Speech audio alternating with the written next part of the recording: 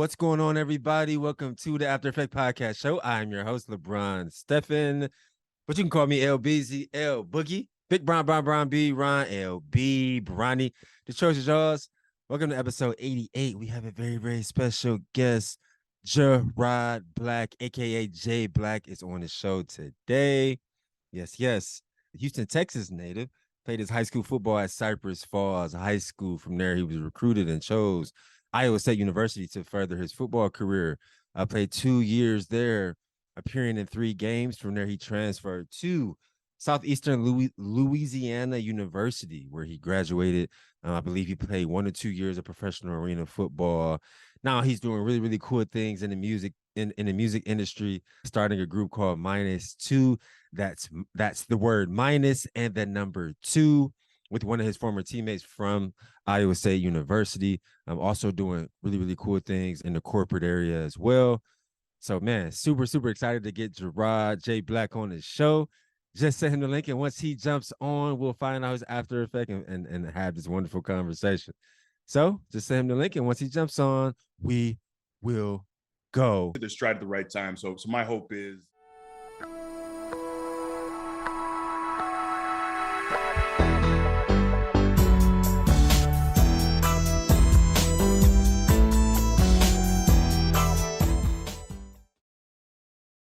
My guy. What's happening, son? Man, what's good with you, bro? Man, bro, just let's be on measure, bro. Yes, sir. Hey, same, man. I'm glad we was able to tap in. I was telling you, what was that last week?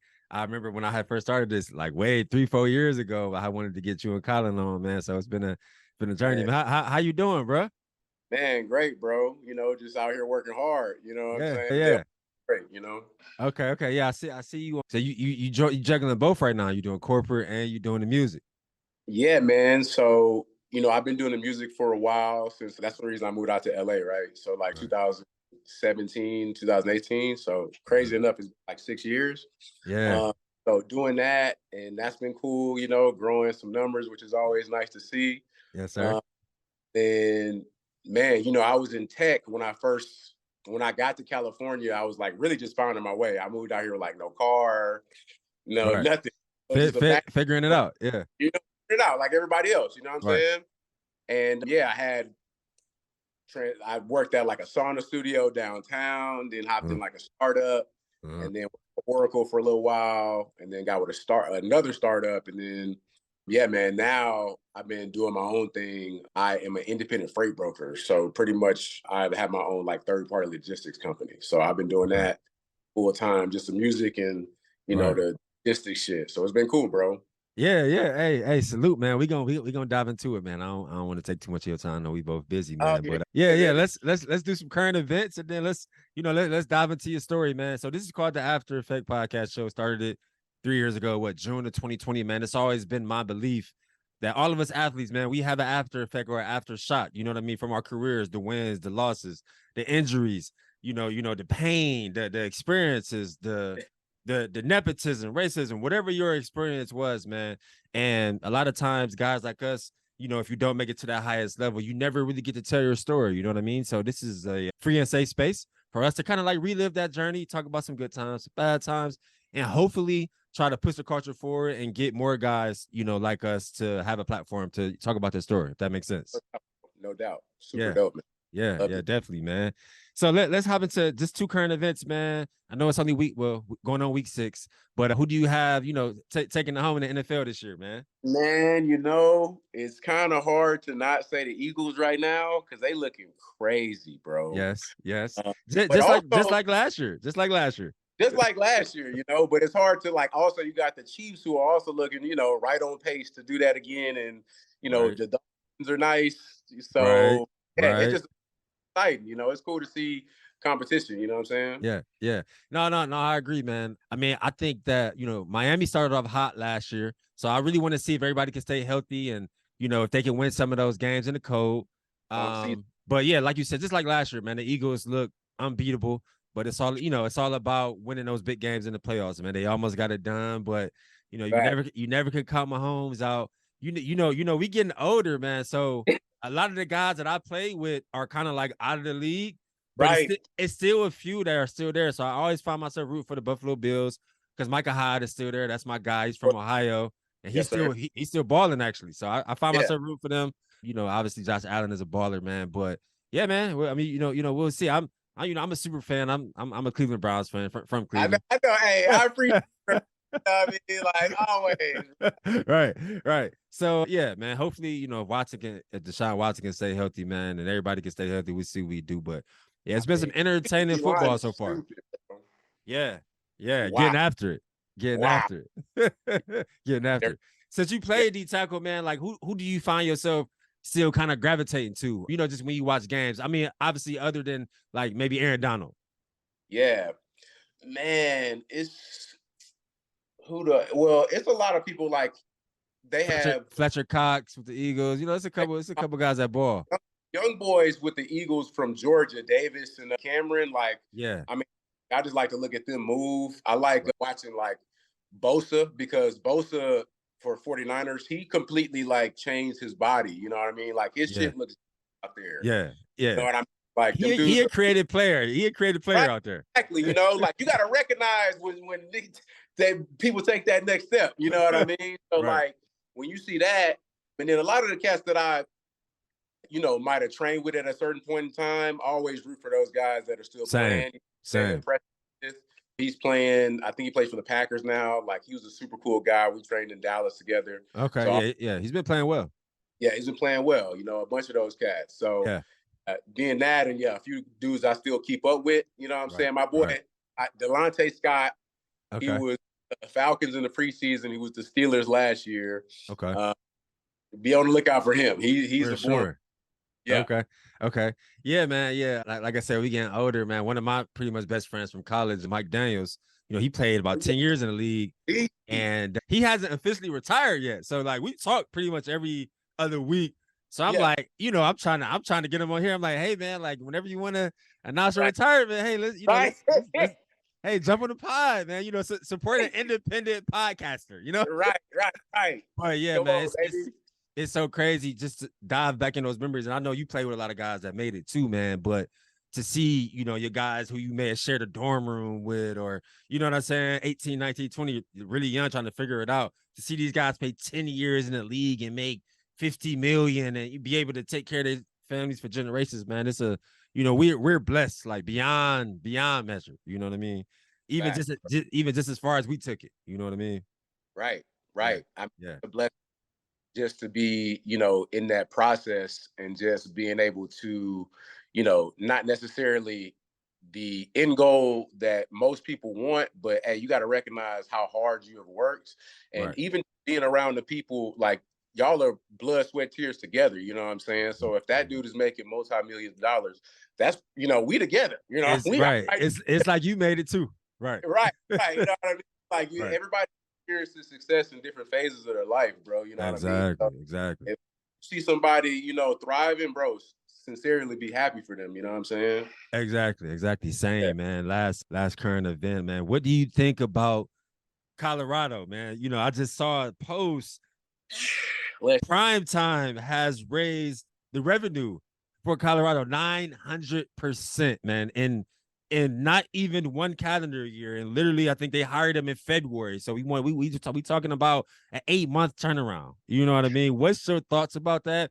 I mean, obviously, once we talk about our college experience, we'll dive into the NIL deals and the transfer portal. It's so different from when we play. Yeah, but I know, but you transferred too, so that'll be a good point to speak about. But what's your thought about just what Primetime is doing to college football?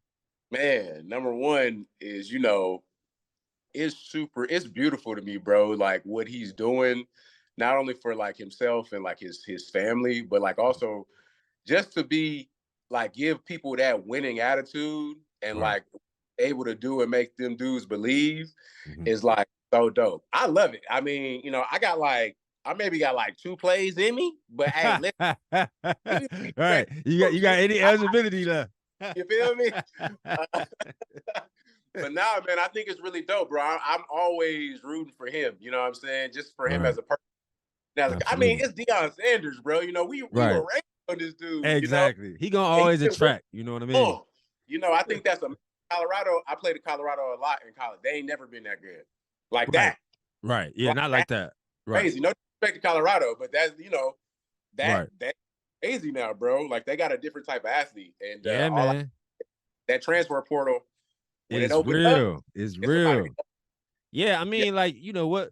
How he's turned it around, man, from 1-11, and you know what I mean. They're 4-2 right now. I've been telling a few people I'm seeing 8-4. You know what I mean? They may drop 2 more or 9-3, but when you talk about that turnaround from 1-11 to even they've already won 4 games.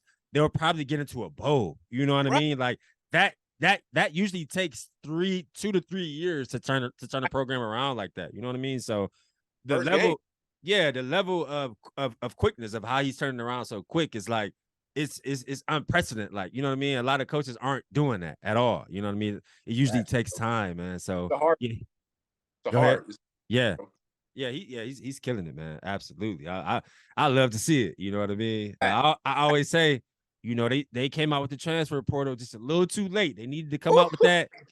And 2010, and we could at least got 2 years of that. You know what I'm saying? Right. These guys making real money. I call it like the starts your life out funds. Like when you graduate college, you know, and you're trying to figure life out, at least you don't have to worry about the monetary and you can actually go and do what you want to do. You know what I mean? Yeah, facts, man. So, man, talk about, Houston, Texas native, right? Yeah. Okay. Houston, Texas. Born and raised Galveston, Texas, which is like, about 45 hours away from Houston, bro. Okay, yeah. So we was born the same year, man, 89 millennials. Man, Yes, talk sir. about, growing up in the state of Texas in the 90s, man. Obviously, we grew up a lot different than the kids now, right? The internet didn't come out till 98. You know what I mean? Yeah. You really had to be outside and play and talk and interact. And it was a more interactive world, man. So just give us an inside look on what it was like growing up, man. Any childhood memories that stand out to you? Yeah, man. I mean, life was a little bit more simple back in the day. Like I said, I grew up in Galveston. That's an island at the bottom of Texas. So, bro, I grew up on the water. Like my people fish a lot. You know what I'm saying? Mm-hmm. And that was the way of life down there. And then we moved to Houston. Me and my parents. My parents had me super young, right? My mom was 16. Dad was 19. Same. That's So funny. The exact same age as my mother and my father. that, bro, And so, yeah, man. I mean, essentially, as you know, like we grow up with our parents. So my mom. School. My pops was doing football for a while. Then he decided to come back and take care of me, which I was super grateful for. And I grew up around a bunch of family. Earlier years grew up in the church. You know what I'm saying? And yeah, bro, outside, boys outside. You two-hand touch. I grew up playing baseball as well before football. Okay. So, like heavy baseball, like we outside and you just kind of like stumbled. You just kind of stumbled on football, or yeah, man. I mean, like I was really good at baseball naturally, which was really dope. So like it was something I was naturally good at, and then football was like the next coolest thing in my book. You know what I mean? Right. So I went to it. I was at like 8. It's Texas, bro. So we got full pads, and I was playing with the 10, 11-year-olds. Right. So at here, because they're like, bro, you too big to be, over here. Right. So. Yeah, bro. Made the All-Star team my first year. Nice. And kept going after that, bro. Okay. So I see you played your ball at Cypress Falls in high school. Sir. Yeah, man. Yeah. So talk about, because I always talk about that light switch that hit on for guys, usually in high school, right? For me, it was 10th grade, but I like hearing from other guys when that light switch hit on for them. Sometimes it's 9th grade. If you really advanced like a Jordan Bernstein, just like a freak. He felt like his came on when he in 8th grade. So when did you feel like once you got into high school and you started to start varsity and you starting to get letters and things are really starting to pick up? When did you feel like that light switch hit on for you where it's like, oh man, like I can really do that? Because for me, I remember I have vivid memories of like, my father like laying a newspaper out on the living room floor. And then, I'm eating my little food, my McDonald's or whatever, and watching all the games with him on Saturday, watching Ohio State, watching Miami, watching the U, watching all these games, and thinking as a little kid, 8, 9, or 10, like, man, like I really want to do that one day. You know what I mean? And then like growing and just developing. And then in 10th grade, I'm starting varsity. I make all conference. Like I'm starting to get letters. I get my first offer. So then it's like, oh shit, like I can actually I might actually like go to school for free and actually do this, like and play on national TV. Like, and that's when it kind of hit on when I was around about 15, like, oh no, bro, you can actually do this. So when was that for you? Bro, honestly, the dope thing, God rest my dad's soul, he used to preach like a lot of things at a young age, like, mentioning the NFL and all this at a young age, just like your dad, like get you used to it. You know what I mean? Right. I'm already like in that mode. So I really my letters didn't really come to like the end of my sophomore, junior year. I got on varsity like in my sophomore year. Okay. And I was blessed, bro, because the dudes I played with, like we've been playing since like, the damn 5th grade together. You know what I'm saying? Right. Really, when I started seeing all those cats start getting letters, you know what I'm saying? They're getting from, I'm like, oh shit. All right. Well, like, oh, look, you know what I'm saying? And then when I started getting my letters, I'm like, okay, I could actually do this because these are dudes that I know and they playing and like I'm with them, you know what I'm saying? Right. So my end of my sophomore, junior year, I was really like, okay, I could really like do this. And then by my senior, it was on and popping. I was like, yo, whoever in front of me it gets it. You all feel gas, me? all gas, no brakes. All gas, he dies, he died. Right. That's real, man. That's real because, like, man, and it's crazy. Like, even when you're that young, once that light switch hits on, it's kind of like it's like you're dialed in.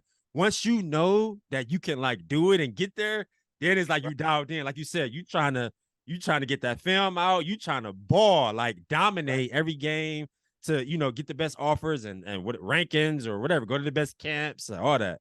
And I think it's really just like, I mean, if we go like a little bit deeper level, I think it's more so like, for me at least, was like a law of attraction thing, where it's like, okay, people who I've been playing with for so long, my peers, like my dogs, yeah, these dudes are starting to be ranked, and then like, because to be honest, like sophomore year, okay, you meet all the older guys who are getting scholarships, and I'm like, whoa, but when it starts to actually happen to you, it's like, oh, okay, cool. And then like all these dudes start getting to big schools, and like I think, thank God it's kind of like wiped off me positively, and I was like, all right, bet, like I could really do this, you know what I'm saying? Right.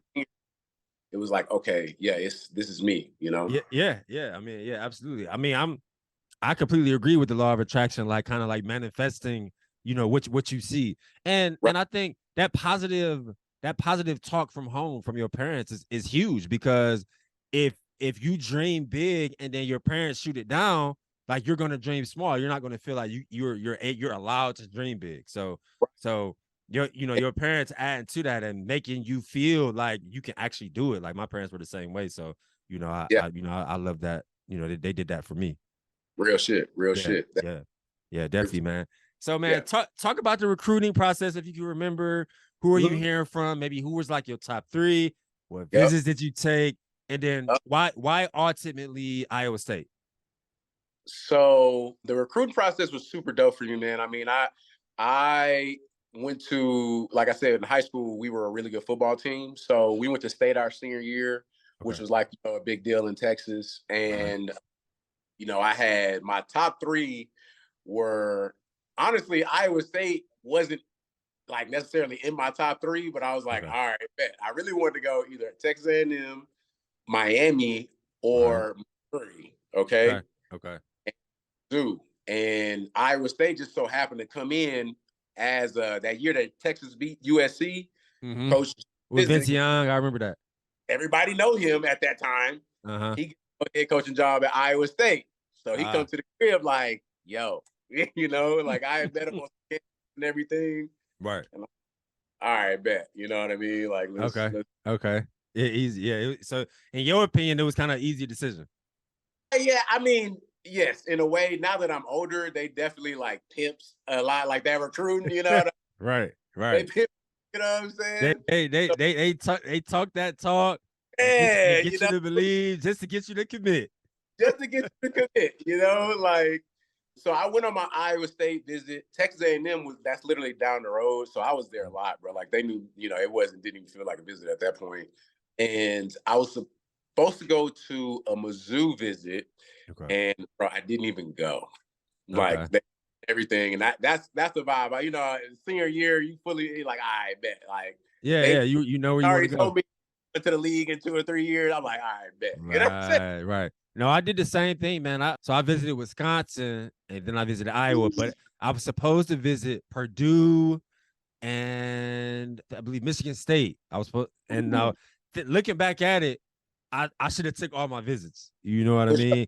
Because actually looking at the defenses now, like, you know, just from a more mature individual, like I fit better in other defensive schemes, you know, at other schools. So, but you know, like my parents didn't go to college. I didn't. My high school coach is very popular. Shout out to Coach Ginn at Glenville High School. But you know, his thing was more so going where he felt comfortable, where he felt like, you know, his guys would be taken care of. You know what I mean? And there were already a few guys, you know, at the University of Iowa from that high school. So we was trying to kind of like make it like a secondary pipeline. We already had so many guys going to Ohio State, killing it. Troy Smith, won the Heisman, Ted Ginn, Dante Whitner, all these first round picks.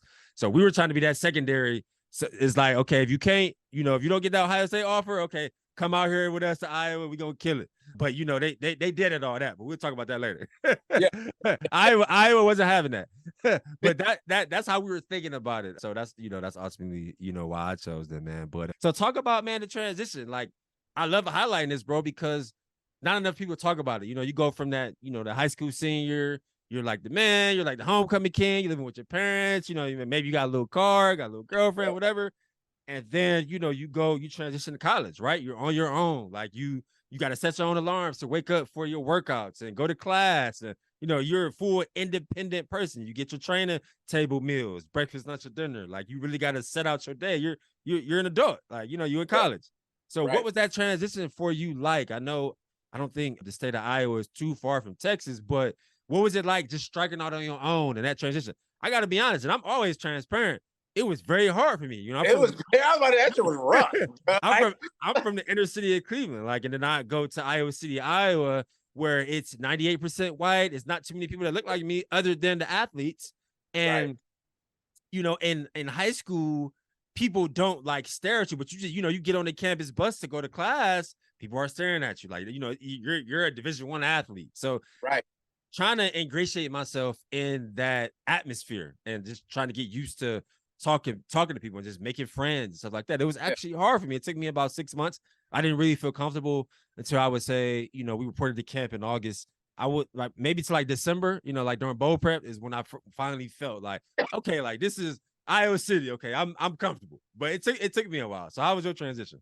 Bro, it was the same exact thing. Like I came in that summer, as you know, with the summer workouts, and it wasn't really anybody there. So you get close with your class, and then also like the team. Right. So when people came, it was like, okay. First of all, I had no idea where Iowa was before I went there. You know what I'm saying? Right. So like I'm thinking it's about to be something, you know, and because I grew up in kind of like a melting pot where it was just like everything. You know what I'm saying? Okay, they're very diverse. Yeah, very diverse. I mean, when I moved to Houston, like middle school, high school, when we moved to the suburbs outside of the inner city of Houston, melting pot. So I get to Iowa, it's like, as you say, it's like extra, you know what I mean? It's 98. Right. So I was like, oh, you know, and like me coming from Texas, you know what I'm saying? Like you are taught to be very aware of your surroundings, like, you know, don't smile that much, you know what I'm saying? Right. So, but I know, you feel me? And the Iowa State, and people are like, yo, like, so is your boy okay? I'm like, boy, like, I'm cool. Right. The social aspect, it takes a while to like feel, to acclimate yourself to the social aspect. You know what I mean? Yeah. But I'm super grateful for it, man. Like I said, that definitely put me, you know, outside of my comfort zone, which now looking back at it, I really needed that because I'm talking by, you know, my senior year, I'm hanging out with most of the hockey team more than, you know, football. I'm hanging out with everybody. Right. And that's super dope, man. Yeah. I always like highlighting that, man. So, So I mean, this is a good transition, man. Talk about, you know, deciding to transfer, you know, from Iowa State. And then, you know, back then in 2010, there was no transfer portal. You couldn't, man, I see, God, you couldn't transfer from like one Big 12 school to another Big 12 school and play the next year and sign an NIL deal and like and get all these brand deals. Like it's so different now. Like, so talk about that transition, because back then it was automatic. You had to sit out a year, and for the most of the time, a coach, your former coach, isn't going to sign off for you to go to a school in the same conference. You had to go to a school out of that conference. So you were in the Big 12, you would have had to come to the Big 10, or you would have had to go to the MAC, or you know what I mean? It was so different. So talk about you transferring and then ultimately choosing Southeastern Louisiana. Yeah, man. So Chiswick left. He went and won a national championship the direct next year from Iowa State to Auburn. Yeah, so I remember that. What do I do? You know what I'm saying? So the new coach coming in, he was from Iowa, and I'm like, okay, Is that Matt Campbell? No, that was not Matt Campbell before. It's Paul Rose. Okay, Rose. okay. And yeah, like at first, when he first got there, they had this dude named Coach Price, who unfortunately passed not too long ago, but he was at Ole Miss before at our year when we were there. And he got Iowa State. Dude, super cool. They came in the wintertime, he's like, yo, my family transparently does not want to be here. Our mom is sick. So I'm gonna go back to this, Right. So out of desperation, they called our DC's son, who's never coached D-line, played linebacker at South Carolina, short dude, Brian. Like, his dad was a coordinator, so this is the type of right. So so all right, so you follow me. Sounds like nepotism. But fine, okay. So he gets there, and I've never not gotten along with the coach before. So like it really affected me mentally, bro. That like we wasn't on the same page, Yeah, I went through the same thing in Iowa. Same thing. Yeah, with my D-line coach. Yep. So it was just like because I loved Iowa State, and like I graduated from there, and everything. I graduated early, but it's like, all right, cool. Like this isn't for me. And that was like a hard decision that I had to make. If I wanted to do anything, because they were just gonna let me rot, you know what I'm saying? Like that's just what they were gonna do, because I didn't fit their what they want. You know? So I decided to leave, and just like you said, no transfer portal. I called Texas A&M like, yo, like I'm on the phone. Coach Sherman was the coach at that time. He like, all right, let me call you back. I'm like, man, I'm going to Texas A&M. They like, bro, you got to sit out 2 years if you want to come to Big 12. I'm like, wow. Oh, no. That's what I mean. And it's like, man, back then it was like, like some guys would transfer, but most guys, you were trying to avoid transferring because at the least you're going to have to sit out 1 year, 2 years. You're going to have to, red shirt, gray shirt. You know what I mean? So the numbers were just odd back then. So most guys would try to stick it out. You only transferred if you really just didn't rock with the coaches, or you could tell they didn't want you to succeed in your career. Right. And that was the vibe. That was the exact vibe that I had from them, Right. So, okay, cool. And, these boys now, they treat themselves as an entity, which is more so us. We were like team more than it was that, Man, that is the perfect way to put it, because now the transfer portal is essentially free agency. That's essentially what it is. So like you said, these guys are making real money at whatever university they're at, and they are entities. Most of them have business accounts. They're making plenty of money. So if they like, okay, if I get into it with a coach, if a coach don't F with me, or he like, I can feel the energy of like, he don't want me to ball. He's trying to hold me back. Like I'm jumping in the transfer portal. I'm gonna find somebody who can help me succeed and get to that next level. Like, and so that's what's so different. Like you said, we're more a team. I call it stubborn, because I was raised so tough. Even though I knew the D-line coach at Iowa did not fuck with me at all, like I knew that he did not want me to succeed. I'm so stubborn. I'm like, man, I'm gonna prove him wrong. I'm gonna prove him wrong. I'm gonna still start, which I still did. I'm gonna prove him wrong. And it's like, as you get older and you reflect, you see that, man, you can't prove them wrong. If they don't want you to succeed, they'll find any reason to take you off the field and make it seem like it's your fault. Like you can't fight that. You know what I mean? Right. Looking at it from a more developed mindset. Right. Yeah. And it's like, hey, it's at the end of the day, it's a business. You know what I'm saying? Exactly. And like we in college we trying to figure out what we gonna eat and stuff like that. And we forget that these dudes are getting paid millions of dollars. You know what I mean? Exactly. So like it's like more so just young and naive to the point where like you don't know. you know? Exactly. You know, like, Yeah. yeah. You don't know what you don't know. High school, you know, where you like, okay, like, you're like, nah. Right. It's big business, It's big, big. Especially back then, like, we weren't, we weren't getting compensated, like the players do now. So I'm super happy for all the players, man. So how was that transition from and I love hearing guys' stories because guys going from that top tier D1, you got your own cafeteria, you got your own training table, steaks, shrimp, like lobster every day.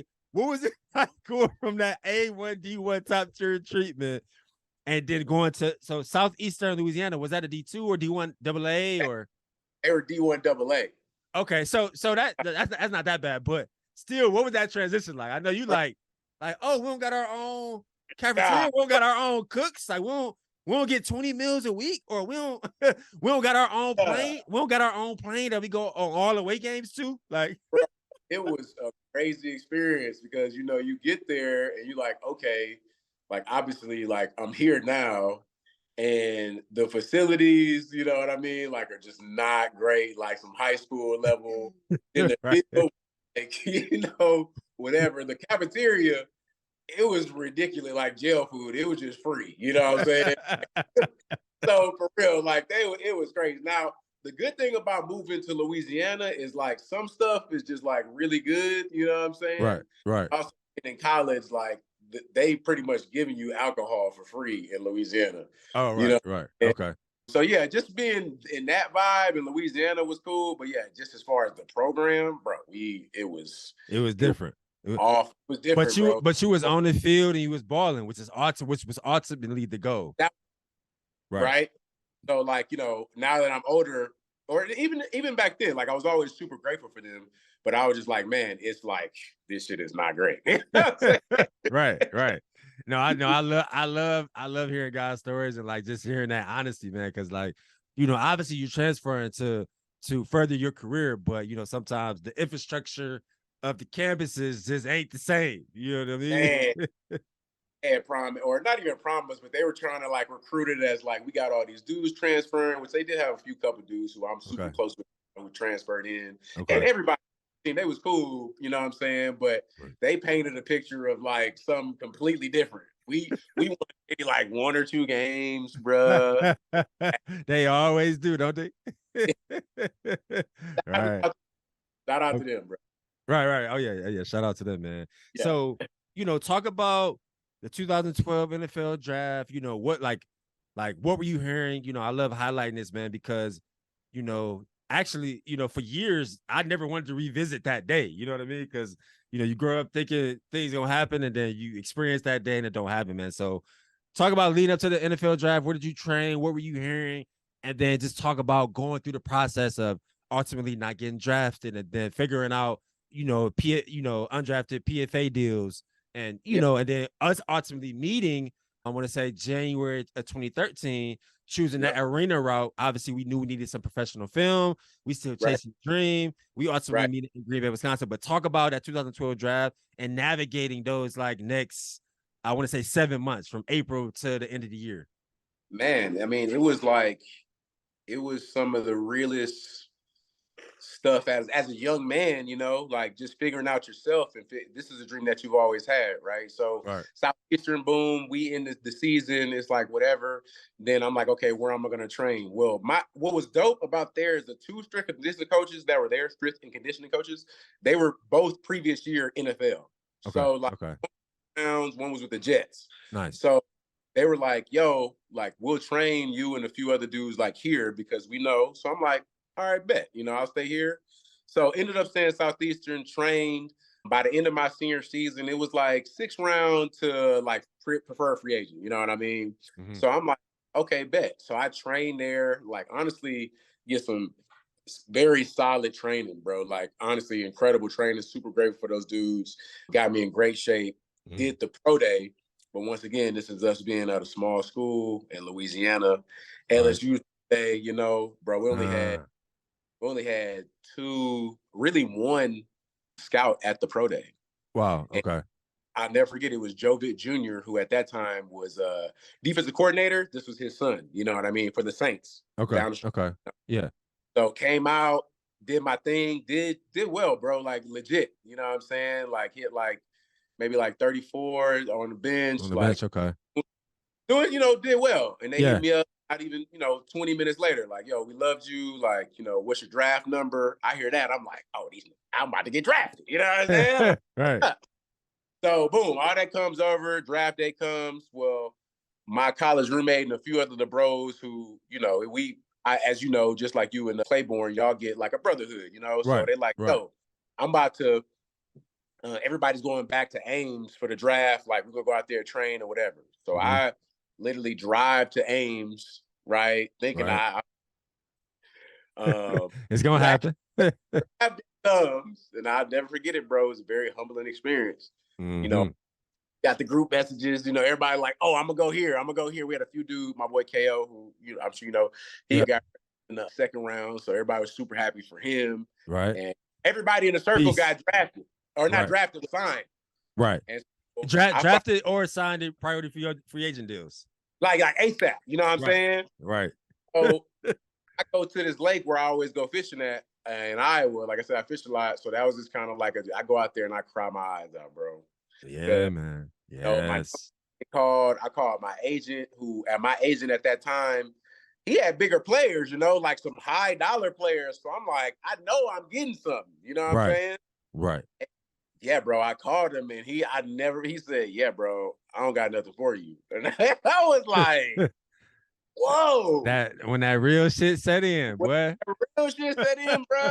And you cannot, of course, after that, me as a person, as my friends, it was super happy for all those dudes, right? But it was just super embarrassing, you know what I mean? Yeah, and man. The humble pie, yes, stuff. Yes, stuff. Man. Yes, bro. Like, yeah, man, that's the perfect word, bro. Embarrassed, because the same thing kind of happened for me, man. Like, I'm just at the crib and like I was in the same group chat too, like, and so I stayed at Iowa and fought through it because a lot of our guys went to the league, like either drafted or free agent deals. Like we had at one point we were second behind Alabama with the number of guys in the league. Like, you know what I mean? And yeah, man. So I'm like, okay, if I stick it out, if I play decent my senior year, I'll give myself a chance. Probably won't get drafted, but like you said, I damn near knew that I would sign as a priority free agent. Or at the least get a mini camp invite, at least get a chance to go compete, put on a helmet, put on a jersey, compete, show my athleticism, show what I can do, and then just, try to matriculate that and build that from there. You know what I mean? Right. So yeah, man, like you said, embarrassed, humble pie, went undrafted. Then, all my guys started hitting me up that were signing priority for right. Linebacker signs with the Vikings. This guy signs with the Patriots. This guy, the last two guys who didn't sign got minicamp invites. So I'm thinking like, okay, my agent like, okay, I didn't get no priority free agent deal. I'm at least get a minicamp invite. Like don't like I'm gonna go there and put on a show. You know what I mean? And I gotta be honest, man. I was the only senior that didn't get anything. The only senior at the University of Iowa that didn't get drafted, priority free agent deal, or get a camp invite. It was 12 of us. Everybody else at least got a mini camp invite that year. Nobody. I was the only one. So it's like you go through so many emotions, and obviously I was depressed. I didn't leave the house for three weeks. Dang. And then when I started leaving the house just to go to the corner store, just to run errands, because I was back home in Cleveland. I'm turning, if I got on any college gear, I'm turning it inside out. I'm putting on a jacket. I don't even want to talk about it because everybody in the city know me for sports. So that's what they see me out. They want to talk, hey man, what happened? Or or who you signed with? Or so man, it's like I had to create a fake like identity, like you know what I'm saying? Like put on a jacket, put my hat real low, like nobody see me. And yeah, man, those emotions was real, dog. Like you said, bro. like, and yes, like I had we had graduated college, so like that's a feat, but that's an accomplishment in itself. But the next thing is the NFL. So like you said, that big slice of humble pie, bro, and then actually just figuring out what to do next, how to navigate that. Like, okay, okay, I got to keep working out. I got to work out 5 times a week, stay in shape. Right. But also, oh, I'm a college graduate. I got to get a job. Because I got bills to pay.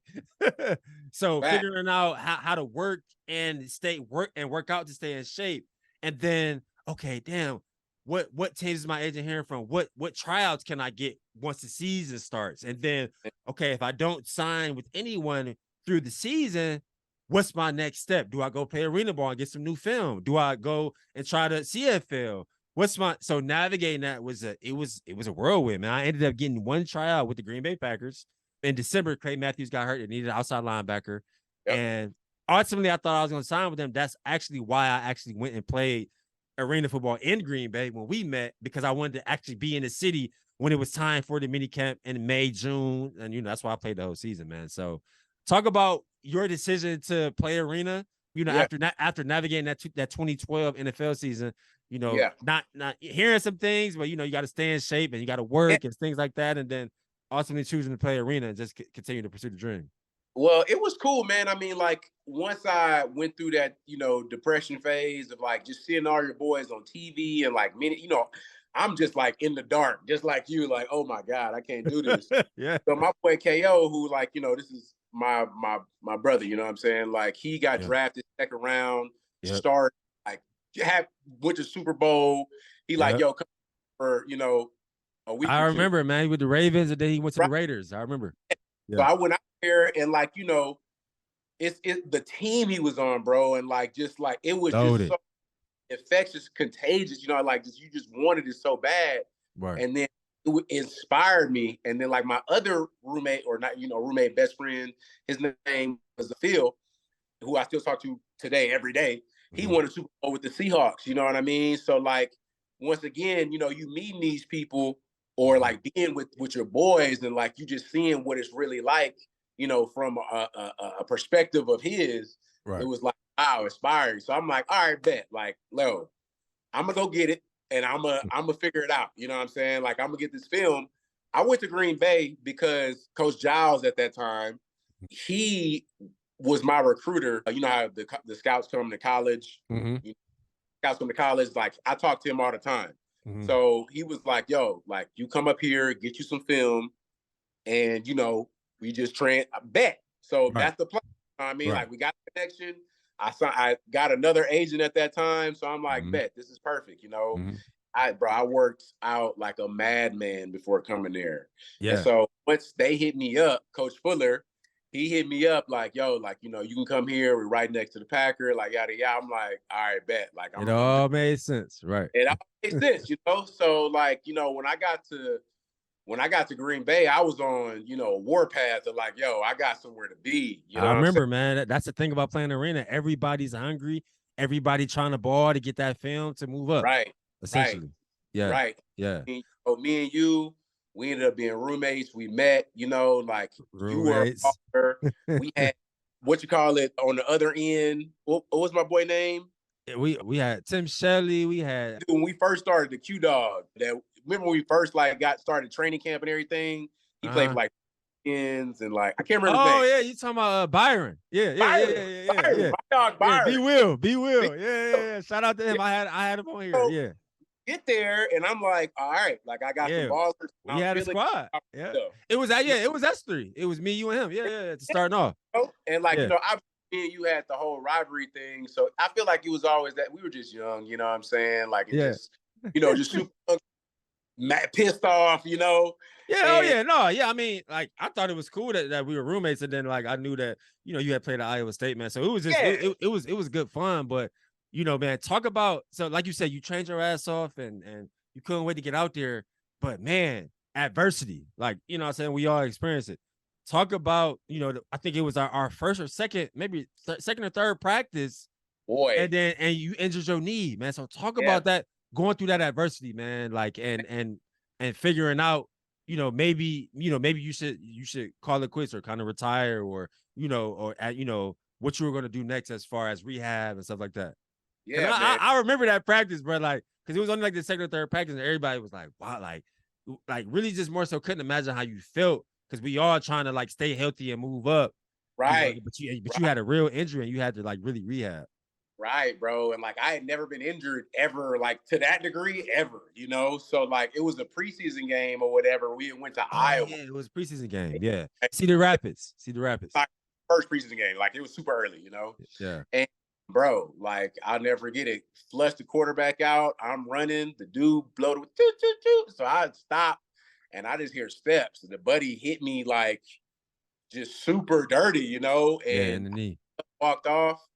Next day, I'm thinking like, you know, it's not, I walked off, you know, I've been walking, it hurts, but, and it was like, tore like it's tore and everything. And bro, I just remember being in Green Bay, bro, hospital. You remember I had to stay in the hospital for like 6 weeks because I had to learn how to walk. Yeah, wow, I remember that. I remember. You know, we in Green Bay, bro. You know, like I remember, man, like we was roommates. But yeah, when you got injured, like I remember, like I didn't see you for like maybe like a couple months, like you know what I'm saying, because you was in the hospital and then you had to figure out and navigate physical therapy and everything. So I remember that's when I had to start like riding with other guys and everything. But yeah, it was tough, man. I mean, it was definitely like a mental just challenge for me. You know, my pop came out and, you know, spent with me. I think I had like my girl who I was dating, my ex-girlfriend at that time. You know how that yeah. Oh yeah. Right. But, but you know, a few days, I'm like, all right, you need to leave because you pissing me off. I mean, because you came, and I remember though when they gave me the crutches or whatever, and like really I think it was like a few weeks after that had happened, bro. The Buccaneers had called me and was like, yo, like trying to come to this mini camp to you know out. Yeah. And I just never forget that, bro. Like really, like saying yes and then hanging up and taking another step and being like, oh shit. Right. And then call it back and be like, yo, I can't come. Same thing happened with the Argonauts, Toronto Argonauts too. So just those little things and those experiences, man, it once again, you go from it makes you a man. Yeah. And now you go from a feeling of like embarrassed to like feeling silly. You know what I'm saying? Right. Because that's something that you can't really control, you know, an injury like that. Right. You know, and it's my first time ever being injured where you like, bro, you no matter how much you rush it, you got to take time, you know? You like have to. Yes, absolutely. Going under that needle for real, yeah, it takes time. Yeah. It like I said, it was humbling, but it made me grow, man, in so many different ways like, as a person. You know what I'm saying? Absolutely. So like talk about, man, anything that you had to pull from to like because you ultimately in my eyes, you persevered because you still ended up, I think the next year or the year after that, you still ended up getting that minicamp invite with the Dallas Cowboys. You know what I mean? And being with them for a little while. So like, talk about what you had to pull from to persevere through that to get, and what people don't understand is you build up so much strength and endurance and explosion through all those years of college, and getting injured like that, you have to rebuild it all up. So talking about persevering through all that, getting your strength back to where it was before, then ultimately getting that opportunity with an organization like, you know, the Dallas Cowboys, which you being a Texas guy is like, it's huge, really. Crazy. It's crazy. Yeah, bro. I mean, to be honest, man, it was honestly God and just like people that helped, like just coincidentally, right? So like, you know, I got hurt and I'm like, all right, well, I still want to do it. You know what I mean? So like I started the rehab in Green Bay, and then I found out through was Jill, remember that lady who was doing the massages and stuff? Yeah. Right. So she worked with the Packers. So, you know, me starting to use her, I'm like, all right, so who would you suggest? So she suggested this lady named Julie Iversteiner. I ended up going to Minnesota. Jill actually worked at this same building. It was like a workout facility and like all in one, you know what I'm saying? So went out there, ended up staying in Minnesota for a few months. She got me like right crazy because that was her, like the ACL. Yeah. So came back, got cleared. And then, you know, this crazy dude, God rest his soul, his name is Noel. He was a dude, he had a strict and distant like program facility called 4th and Inches. And it was literally specific to D-line, O-line, right? So he was like, yo, you come down here, you know, I'll get you ready, like for what you need to be. Nice.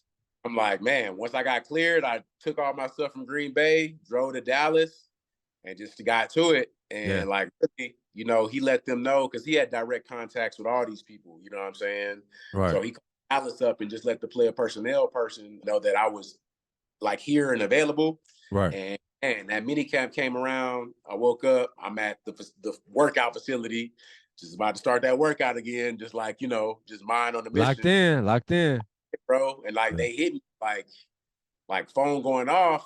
And they're like, yo, like Noel's like, yo, you need to get to Dallas facility right now. I'm like, what? Where to God? Get there, park, get to the facility, open the door. And I'm like, my name is Jerrod. I play here now. They signing me. So he's like, oh, we'll have somebody come pick you up. Dudes open the door. First dude I dap up, Des Bryant. You know what I'm saying? When Des Bryant, at that time, like the guy. Yeah, he was that dude. Yeah. So and just experiencing like going from like that experience to reaching this point, right, where I took this dude's hand was like was crazy, bro. Like yeah. But also, just like we said earlier, like realizing it's super dope to where you at, but also like realizing like, yo, we got to work. You know what I mean? Like, yeah, we here. Now it's time to turn it up. Exactly. That competitive nature in you, you don't have time to delve in the fields of what you're actually doing, because you got to focus on competing and getting to that next step, getting signed and getting the training camp. Right. So it was an interesting experience, bro. Obviously it was super dope. My locker is right next to Zach Martin's, and then it was Jason Witten a few lockers down from me. Nice. So being able to chop it up with him, and like, he's amazing. He's real. Real deal. And I was going against him once again for my confidence as a player. I'm like, all right, bet. That dude's going crazy. You know what I'm saying? Right. He went to Pro Bowl first year, so just getting to like practice against him was super dope, and yeah, it was cool, man. But once that guy went through like the little mini camp or whatever, and stayed in Dallas for like another year, thinking, I'm thinking they would sign you at some point, right? Right, because they like, hey, yo, stay ready. You already know that the Packers told me that for about a year straight. So you're like, all right, bet. Like I'm in the mind. I kept hitting the player personnel up. I still remember his name. His name was for the Packers, Elliot Wolf. Elliot Wolf, bro. I kept hitting him like, hey, I'm staying ready. I'm sending them workout videos and ready. Yo, what's up? Like I'm ready when y'all ready. Right. And yeah, man. After so long, after a calendar year, a year and a half, that's when it it finally hits you. Like, yeah, all right, like So, a day that I love talking about with guys is kind of the day you knew that it, that it was over, that it was time to transition, to the next thing in your life. What do you remember about that day? Like, was it like, for me, it was a specific day, but I've talked to a lot of different athletes where it was more of like a window of time. It's like, a month, a couple months where like that, it's a window of time where it's like, okay, yeah, I think it's time for me to transition. Like, it's like kind of like 1 foot in, 1 foot out. If I get a call, okay, I'm gonna stay ready, but I'm also looking at my, my next career or my next thing that maybe I want to do. Yeah. I think for me, it was honestly a life event, bro, that really pushed me to the next step. I had a workout with the Giants, the New York Giants, and I wasn't in shape. Like I was like, not as much shape as I thought I was in. Right. And ended up like just straining something or some shit like that happened, Okay. So after that, I'm like, I worked so hard until like, probably that last year, just because, hey, after a while, you're like, fuck, all right. I'm it's over with. right. So they hit me, and in my mind, and then so after that didn't go well, I'm like, all right, what do I do? You know what I mean? And bro, my pops had passed, and that was a wake up call of all wake up calls, because it was like, okay, when you realize how fragile and short life is, and that it was an event that happened, what I'm saying, where he got sick, and I was with him when he died, and just like all these real ass things happened. Real experiences, real life experiences, yeah. And so that woke me up forever. That changed my whole paradigm. It was a paradigm shift. Yeah. So it's like, all right, I'm now the head of my family, so now I have to, really grow figure up. some things out, yeah. Figure some things out, but like create the life that I want to live. You know what I mean? Like there's other ways to do this. Yeah, absolutely. So yeah, it just when that happened, I was like, all right, let me figure this shit out. Yeah. No. I love that, bro, because you know, for some reason, athletes, when you don't make it or you feel like it's about to be over, you got to transition. It's like the world is ending. Right. It feels like the world is ending, and then once you finally get on that other side, and you're like, oh no, like the world is not ending. I can actually live a life worth living without football, or like anything that I want to do, I can live a life worth living. Like, and life is not over, because even though I've had this 15 to 18-year relationship with this sport, like it's gonna be okay. Right. When you get on the other side, like that feeling is very calming. It's like, okay, yeah, it is.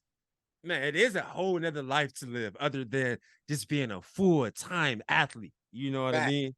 Bro, the thing that I was at the beach in Venice, and it was like 2000, like when I first moved out here, and I met these people from Germany, you know, and these are like hard Germans, you know, like, and I was like, oh, you know, I play football, you know, you try to do the little, I play football, I did this, and they're like, I'm sorry, I'm not familiar, you know what I'm saying? Right. And that's when I realized, like, oh, this is a very small fraction of right. Of from the world. In a lot of countries, they don't even watch American football. You know, they watch football, they watch soccer. Yeah. Right. Yeah. So just having them little moments, you know, when you realize, like, oh, okay, like, oh, this shit is brand new to me. It's scary as hell. You know what I mean? New is always scary. New is always scary. New is always scary and comfortable, but after a while, you're like, oh, this is actually like a blessing that you can find something else to like be, you know, passionate about and do stuff, figure out life. You know what I mean? Absolutely, man. So I think I just got a couple more questions, man. Won't keep you much longer. Okay. So, you know, this is something I love talking about. I love talking to former athletes who decided to tap into their creativity, right? Because to be honest, it's not that many of us. You know what I mean? And before I get your take, you know, I had to, when I finally felt like I was done playing ball, you know, I played with you in Green Bay 2013. And then I moved to Atlanta and I just did the full CFL circuit. Like I tried out for every damn CFL team in 2014 and 2015. Then I'm like, they all told me the same thing. We love you. You're an athlete. Stay ready. 2016 hit. I'm like, man, I still want to play. I'm 27. I still want to play. So ended up signing with the Iowa Barnstormers. You know, went to Des Moines and played. And I still had it, man. Was balling. Won player of the week a couple times. Like balling. Like my film was A1. So I'm like, because my whole mental thing was like, okay, if I go out like this, I won't be mad. At least I tried again. Right. And you know, and then I ended up getting with John agent at Sports Stars, John Pursley, which Mike Daniels put me on with. And you know, he had all drafted guys, like he had all big guys. Like, but since Mike had signed this big deal with the Packers and he vouched for me, he like, all right, send me your film. I see what I can do. Right. So he actually shopped it around. Like he shopped it around 2016. And I even personally heard from the linebackers coach for the Browns.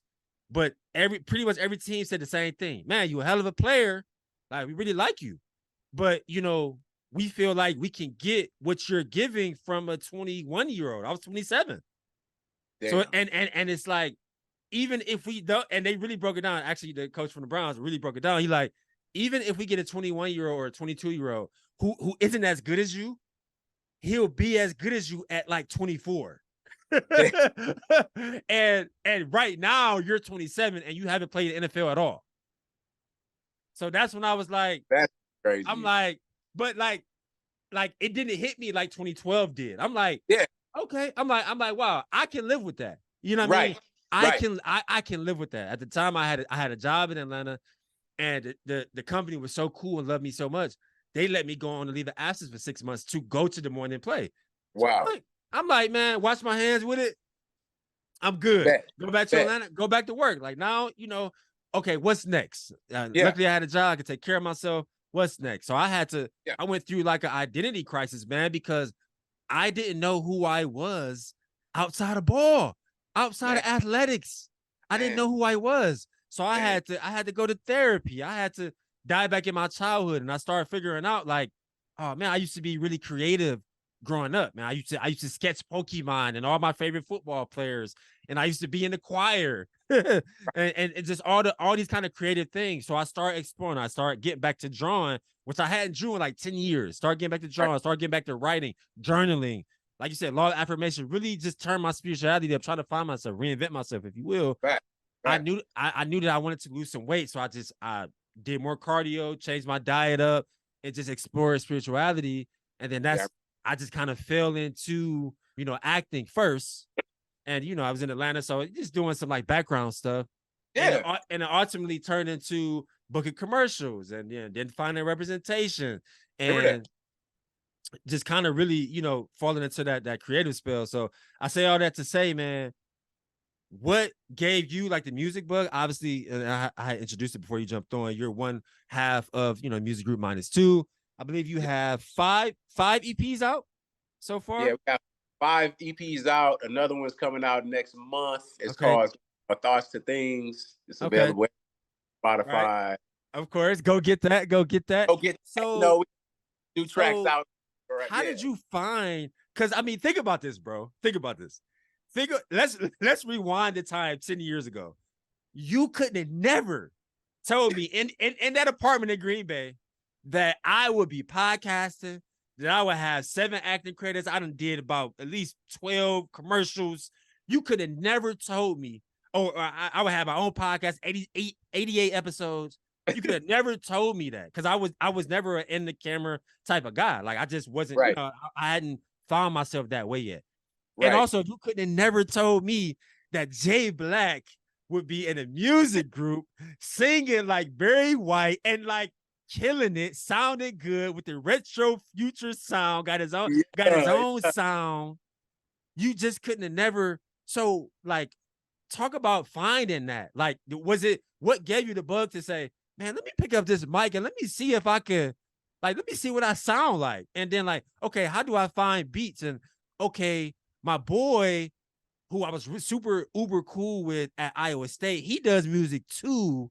Right. And then obviously getting over that fear of being judged for being this big brolic football player and transition into music. Like, cause I'm sure you caught this of people saying like, you an artist now. Like I got that a lot. Like, you an artist now, you an actor now, you a podcaster now. Like, it's like, hell yeah, I am.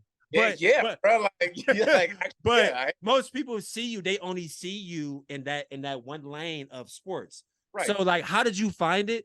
And then how long did it take you to find the courage to just keep going? Because creativity is it's hard, but it makes your heart smile, because like, you do music. So you start off with nothing, with a blank canvas, and then you make a beat, and then you write lyrics, and what I mean, you find your cadence, and it's a whole process, man. Same thing with acting, same thing with a podcast. This whole thing started just as an ideation.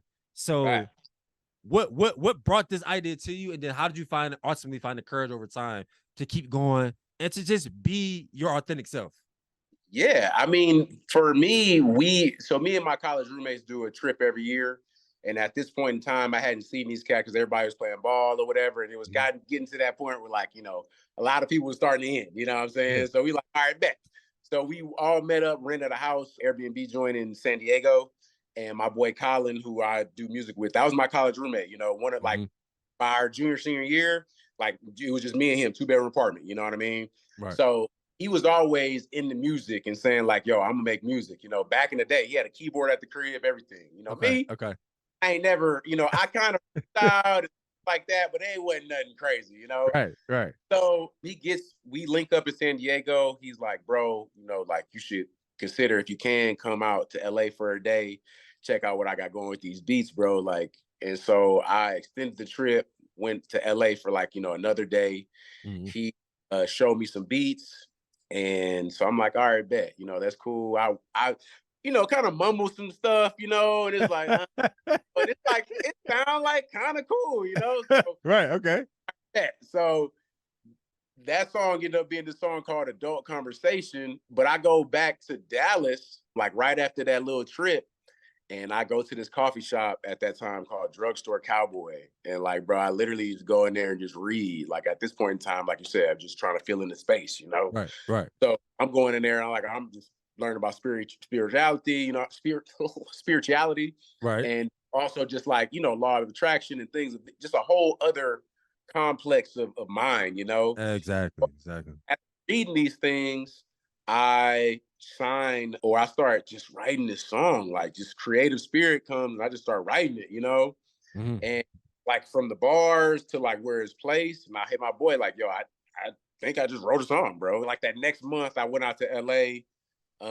And Joe, in his parents' house, in his room, because he just moved back from Portugal. So he's still trying to figure it out as well at this point, Okay. you know. Right, right. So we both in that thing just cooking and Yeah. making our first song called Patty Mayonnaise. I remember that. The vibe, you know. Right, And right. it was like, okay, well, we have to make a decision because we don't want to embarrass ourselves, obviously. Right. So we had to make a decision if we're gonna do this seriously. And once we had that meeting and, you know, it was really sit down and, you know, talk to each other about it vulnerably, you know, in a safe space. Yes, yes. I was, all right, bet I'm gonna move out here. And then, you know, of course, the first few times performing and like just kind of getting used to being in that was like, honestly, kind of like uncomfortable, you know, you felt Oh like yeah, it's scary as hell, I'm sure. well, and you know, like you've lived in LA as well, where you see like, you know, it's people living they full, you know, Yes, passion is like that's what they're gonna do, you know, and I'm not gonna exactly. hide about it, you know, Unapologetically, yeah. unapologetic, and I think that is so dope. So once I started being like seeing that and just multiple different forms of art, Yeah, it turned you up. It turned you up in a way. it turned me up. You know what Yeah, I'm saying? So like after that, you just kind of build a callus and just like a fuck it about it. Whereas like I don't yeah, know anybody's perception or opinion of me, you know, like absolutely, this man. is what I'm doing, and like, you know, obviously us being athletes, in my mind, like I like immediately like, all right, just gotta be great, bro. So just continue to practice, you know, Right. apply all Get the repetitions, get the reps right. in. Yeah, Like applying all the athletic knowledge that I know mentally into like the music craft and the business craft, you know, and just being like, all right, absolutely. practice, bro. Keep going. Yeah, yeah. Yeah. And even when you're talking about like artist development, you know, learning how, because I know you all do gigs, you know, also. So learning, you know, stage presence, and it's so many nuances, you know, to music. But you know, like you said, having that former athlete mindset, once you lock in on something, you gonna easily be willing to put in the work. And it don't matter how long it take, because you know, yeah, I have a corporate job too, and I'm still like auditioning and stuff like that Yeah. now in creativity, and this is a form of creativity too, this Of course. pod. Of course. But you know, being entrenched in the process, because I always say this to my team, people that I manage, like I played football from 8 to 27. I had a 19-year relationship with football, Program, bro. and I still did not make it to the top level. Yeah. So think about the number of practices, the number of hours, the number of games, the hours of treatment, all the repetitions that I put in over 19 years, and I still didn't make it. So do I think that I'm gonna try to be an actor or a host, and I put in 3 years of work and I go to acting class and I think I'm just gonna pop? So Right. having that athlete's mindset, I understand and I know that I can only focus on my journey, and that I'm going to have to put in some work, and I'm going to have to understand the business and get better at what I'm trying to do. Same with you as music. I think you said 6 years in music. I'm sure you and Colin talk about it all the time. Man, what's going to be the one that pop, or what's going to be one? But y'all also focus on getting them reps in, staying in the booth, continuing to create, because you never know what's going to pop or when you will get a placement, whatever the case. And that's the biggest thing is like, you know, you never know.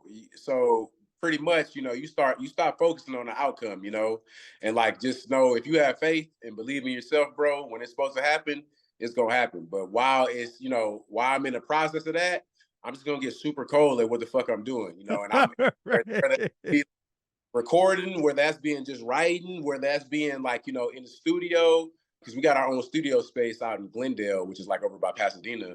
So Nice. just I'm in there, you know, and Colin just in there, just being, you know, nerding out, playing, Yeah. being weird as fuck with noises and shit. Yeah. You know, whatever that is, like I'm gonna just do that and just like I said, continue practice, you know what I mean? And like I think for me and Colin, I can speak for him on this one, is like, you know, that has been just a main focus of just like continued growth. You know, when you see the results, you know, it's very gratifying. You know what I mean? It's cool. So Yeah, man, I love that. You know, not focusing on the outcome. You know what I mean? Because everything, yeah, especially with social media, everyone is so outcome driven. Like they want to be the man. They want to, you know, get popular. They want to catch whatever music. They want to get that placement. They want to get that placement or whatever to take them out of there. You know what I mean? Right. So yeah, I love that, man. That's powerful, man. And I definitely want to get both of you all on here to, you know, just speak to the journey and more so, you know, just talk about music. But I want to do that in person. So I'm actually planning to come out to LA in the first quarter of next year, man. So I'll try to put that together, make sure our schedules align, man. So 1,000%, bro. 1,000%. Absolutely. Brian, hey, I just want to say, Brian, I think this is super dope, bro. You know what I mean? Like, what you're doing is dope. I always tap in. I love like everybody you're having on the show. I appreciate it, man. Cool. Like thank you for having me on here, bro. I think absolutely. You know, like I said, you know, so everybody starts from somewhere, right? And then like you meet all these people, especially podcasts and music nowadays, where you're like everybody doing a lot of people doing music, a lot of people doing pods, blown up. So yeah, I'm just trying to stay consistent and get the reps in, like you said. And the cool thing about this is, yes, I'm getting a rep in of hosting my own show, whatever the case, but we're also authentically connecting through real time story. You know what I mean? So that's easy. It's easy to have a conversation when you're talking about things that actually happen. And that's a perfect segue, bro. One thing I've been trying to pride myself on since COVID is fostering relationships and giving guys flowers, you know, while we both still here. So, you know, meeting you 10 years ago and watching your journey, like I said earlier, watching you persevere through, you know, the roadblocks that you went through with your injury and still getting that Dallas Cowboys opportunity and then transitioning in that and into artistry, you know what I mean? And everything else that you're doing, man. I just want to show you that love, eyes to eyes, bro, and, you know, give you your flowers, you know, while we both still here, man. Man, I appreciate that, big dog. Man, that's very, man, I salute you as well, bro. You know, we met each other. We were just super young, you know what I'm saying? Super young, just trying to still get to the dream. Right. And I think it's super dope. Like I said, outside of the podcast, just like, you know, seeing you go through your journey as well, bro. Like act, like you said, if you would have told me you was being acting and like just doing all these things, and like, you know, you worked out like a madman in college, but like still, like, you know, like we're just super like on it, you know? Focus, man. Yes, sir. I was like, man, you know, we've known each other for a long time now, you know? So 10 years now, yeah. 10 years. 10 years. People, you know, grow up into the people that they becoming is like, man, just it's super dope. It's dope, man. And that's why, like I said earlier, I'm just big on, you know, fostering those relationships and staying in touch, man. So yeah, bro, we'll definitely be in touch. Like I said, I'll be out in LA first quarter of the year. Hopefully we can have that true in-person sit down and I'll have all the equipment to record it, the mics and everything. But looking forward to that. Hey man, y'all keep killing it, bro. And you know, and everything you doing, man. Peace and prayers to you and your family. Everybody stay healthy.